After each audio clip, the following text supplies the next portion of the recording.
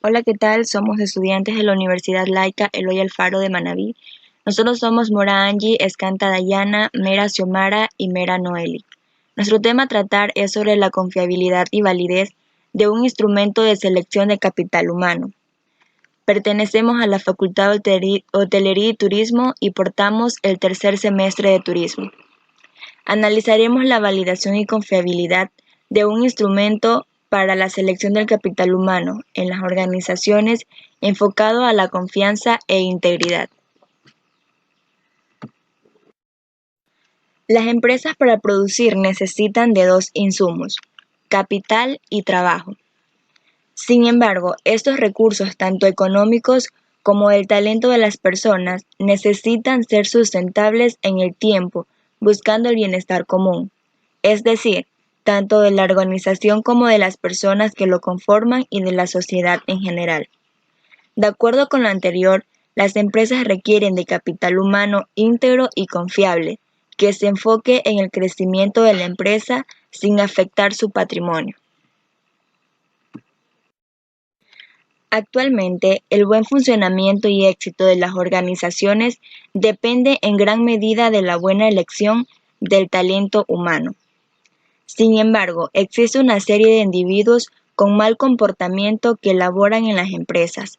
También existen individuos sin ética que cometen actos ilegales, fraudes, malversación de fondos y experimentan poco remordimiento al engaño. Utilizan su carisma y encanto para lograr funciones de gestión dentro de la organización. A estos individuos dentro de la literatura se los denomina psicópatas organizacionales.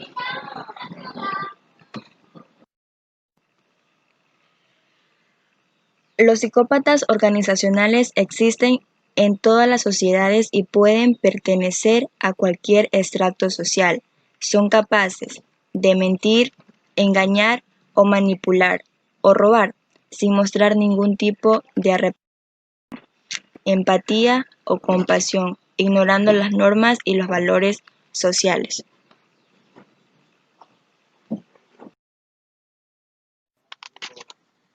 El reclutamiento y selección del capital humano en los test. La decisión de contar con el mejor talento humano, con las mejores competencias, perfiles y valores dentro de la empresa, están ligados a los planes estratégicos de toda organización. La planeación estratégica de los recursos humanos tiene como objetivo central de la organización se asegure de disponer de capital humano apropiado en el momento adecuado y con las competencias suficientes alineadas a la misión, visión y valores de la empresa. El reclutamiento de capital humano es un conjunto de procedimientos orientados para atraer e identificar talento humano potencialmente calificado para ocupar un puesto dentro de la organización.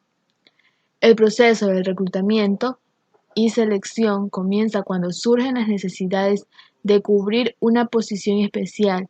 Sin embargo, antes de comenzar es necesario contar con un análisis de los requisitos que debe de cubrir el candidato, tales como el perfil y las competencias, experiencias, habilidades, valores y motivaciones que posee el individuo en mayor o menor grado. Un elemento clave para las empresas es crear las herramientas adecuadas que van a ser empleadas en el proceso de selección.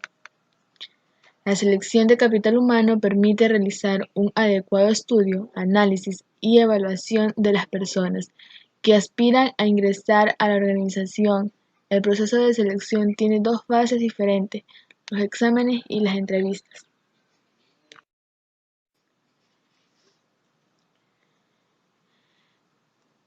Derivado al análisis de los requisitos que debe tener un determinado puesto de trabajo, es necesario considerar aspectos de las personalidades del individuo tales como el tipo de funcionamiento emocional y el tipo de funcionamiento motivacional, que resulte imprescindible considerar en el candidato idóneo a ocupar un puesto.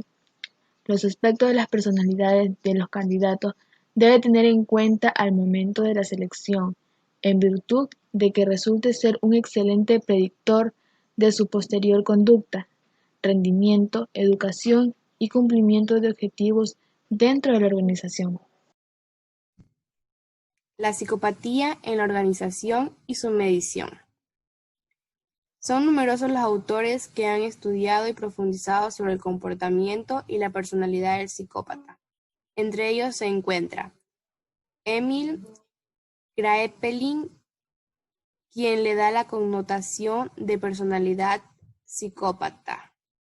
También está Kurt Schneider, quien le otorga una integración conductual clasificándolo de acuerdo a su temperamento, posteriormente en 1941.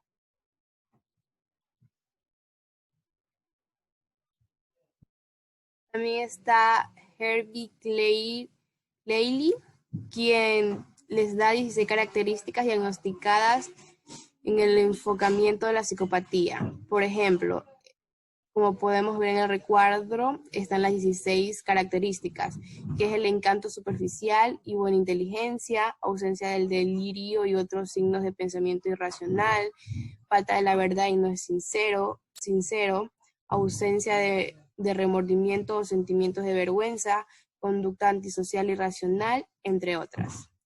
También está Robert Hardy, quien ha desarrollado y perfeccionado una metodología para evaluar la personalidad psicopática con el PCLR Psychopathic Cheat Lista, versión revisada, con muy buenos resultados. El diagnóstico consiste en una evaluación al sujeto por medio de un cuestionario, el cual se divide básicamente en dos áreas. La primera, que son los factores afectivos o de personalidad, y la segunda, que son los factores del estilo de vida y trayectoria delictiva. Tiene un total de 20 ítems. Calificar en una escala del 0 al 2 a 2 puntos. La puntuación es 0 cuando las características descritas por el ítem no son aplicables al sujeto. 1 cuando las características coinciden en algunos aspectos. Y 2 cuando el ítem es definitivamente aplicable al sujeto.